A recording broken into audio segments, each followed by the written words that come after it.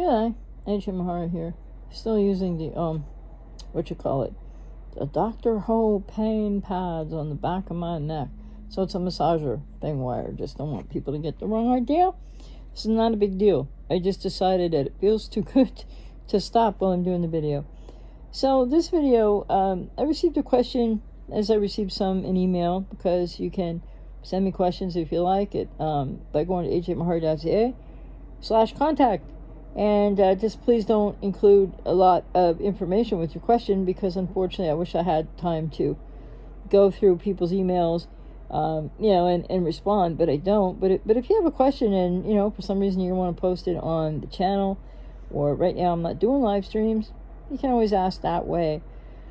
So the question was, if you go no contact, when you've gone no contact, and you might have been no contact with, your ex with BPD for like 2 months, 6 months, a year, 2 years, year and a half, any kind of time in between or longer. The question was, so when is it a good time, or how will we know, or how can I know when it's a good time to be able to recontact the ex, and or if we talk again, like when we're ready, something like that. How do you start that conversation? Whoa. The whole idea of no contact. And when, even if you were ghosted or discarded, that's where they slammed the door in your face. That's where you need to end it. Right there. You just say, okay, it's over. It's done. You need to set a boundary for yourself, which is, yes, very difficult for people who are not borderline codependents. But the thing is, once you establish no contact, that's permanente, right? It's supposed to just be that way going forward. So it's not like you go no contact so that you can recontact a person in the future, or you really are would be best for you to realize that it's not best for you for them to be recontacting you at any point. And the question also was asked from the perspective of somebody who's been no contact for, I think, 3 months right now. And that's an excellent accomplishment at this point in anybody with codependency's recovery. But you go no contact to take care of yourself. You go no contact to get in your own therapy and healing recovery process, which I'm out here to help you with if I resonate with you.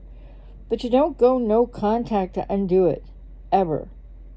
Because even if somebody with BPD, say 15 years goes by, somebody with BPD heals and recovers. So, see how you feel right now. The person that emailed me the question and how they feel right now. And where they're at 3 months out from being no contact. This isn't how you're always going to feel, wherever you are with this. If you haven't even been able to go no contact yet, you really need to do that. Or if you just been no contact since yesterday. No contact for whatever period of time in your own given situation. What you need to know about that is it's a permanent deal. It's not something you want to undo. And as somebody who healed and recovered fully from BPD 33 years ago, in that process, I was in a 10 or 12 or 13-year relationship. It was at least 10 years, I know that, but I can't remember if it was 12 or 13. So, with one person. And as I got better and then healed and recovered, but just prior to that, as I've said before, I broke up with them. And no, I didn't monkey branch, and I didn't cheat, and I didn't ghost or discard. I just sat them down and said, this isn't working for me anymore, and I don't think we have anything in common, and blah, just a regular conversation. And, they had difficulty with it, but the point is that, when I had BPD and I was in that healing recovery journey, and of course I was closer to healed and recovered than I knew at the time, because I would be told, and subsequently after I broke up with the ex, that first partner of mine, sometime within 8 months or a year after, I would be told that I was healed and recovered.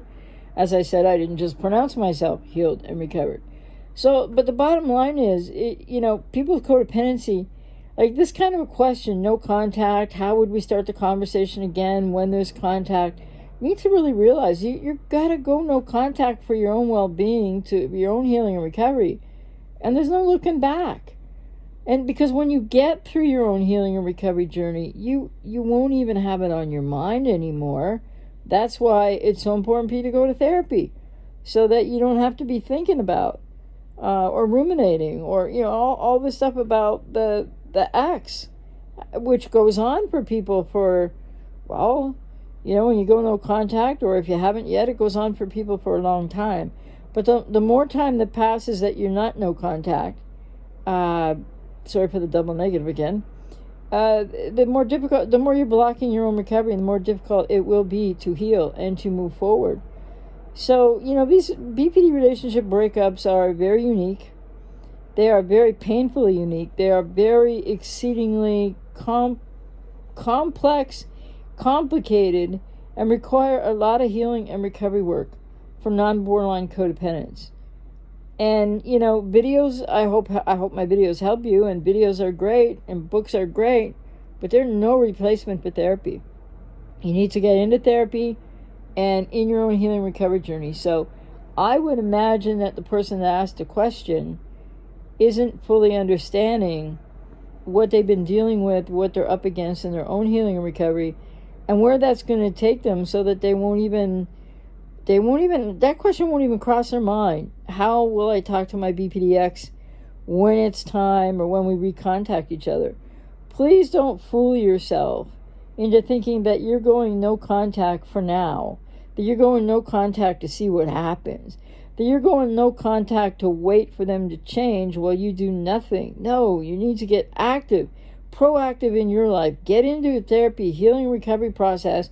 And a little reminder, I'm out here to help you, if I resonate with you. But, oh, that's good.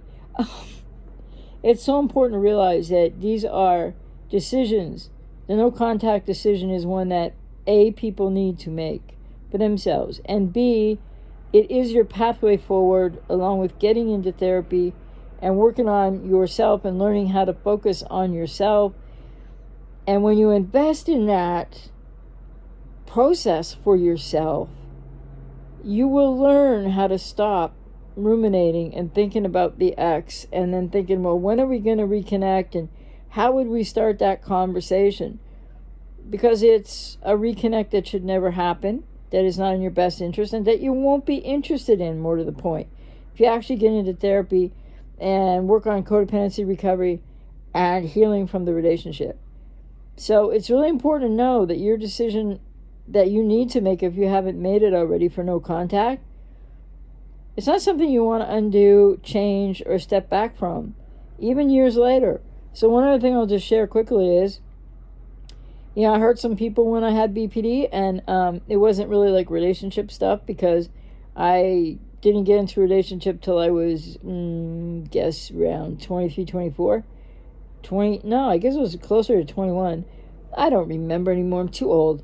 But the point is, with friends, okay, and trying to, and I had friends that I kept in relationships, and some that took a break from me, and then we've been friends for the last 33 plus years, because we were still friends, but they backed off and said, I can't handle the way that I was interacting back then.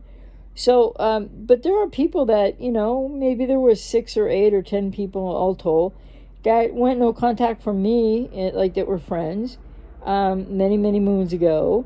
And I, at the time, I just kind of was one of those out of sight, out of mind type of people. It's like, F them, who cares, whatever their problem is. But then later, and after working in therapy and healing and recovering and understanding, they did what they had to do. And I still see them around, not so much in this world right now, but 2019 and prior, I used to still see them around. And, some, we would just walk past each other, and a few of them would say, nod their head, I'd nod back, or if they said hi, I'd say hi. Might have gone so far as to, in recent years, with a few people, 4 or 5 of them, I'd see them around here and there, and they'd be like, hi, how you doing? I'd be like, great, how are you? And they'd be like, great. And that's all we would say if you were in a ATM line or whatever. So People with codependency, what you need to stop doing is projecting yourself into the future. And of course, you're focused on the past because it's about BPDX, but also you need to heal from your own past. And why do you have codependency? That's the why you need to chase in therapy, understanding that. So you need to be more mindful to the here and now. And a question like, well, I've been no contact for 3 months. So at what point do you know when you can contact the ex again? Or if they contact, and how would you start the conversation? It doesn't have any place in one's moving forward and healing and recovery. It's about letting go. It's about grief. It's a multi-layered and complex process for non-borderline codependents to be in recovery from the codependency and the relationship. But there isn't ever to come a day, there should not be ever to come a day that you ever recontact or get recontacted. And not even if that person years down the road recovers. That's why I gave the example in my life. And actually right now there's somebody who was a friend of mine, a lot of years ago, 35 plus years ago. And they have been trying to get a hold of me recently. And other people have been emailing me that they're trying to get a hold of me. They went no contact a long time ago. And nobody needs to care about my healing and recovery journey that I hurt in the past. I don't expect them to. Some people, they're still in my life and they hung around, and that's amazing. And I made amends to them. But I would just say, so somebody's trying to contact me right now, and I'm not going to initiate. I'm not going to receive the contact because it's something so from the past, and I have an idea as to why they want to contact me, but beside that, it's like no sour grapes on my part. They did what they needed to do all those years ago, and I don't know what's changed for them now, but I'm just going to leave it where it belongs, which is in the past, and that's what people have to learn to do. So if you're a codependent right now and you're just thinking about, you're just working to go no contact, you've just gone no contact, you've been no contact for days, weeks, or a few months, or even longer, just know this is your, quote, new normal, unquote. This is your way forward. And there is no reason to look back. So be mindful of the here and now. Don't project yourself into a future in which when you get through your healing recovery journey, you're going to be entirely different. You're not going to be thinking or feeling the way that you're thinking and feeling now. So no contact isn't a temporary thing.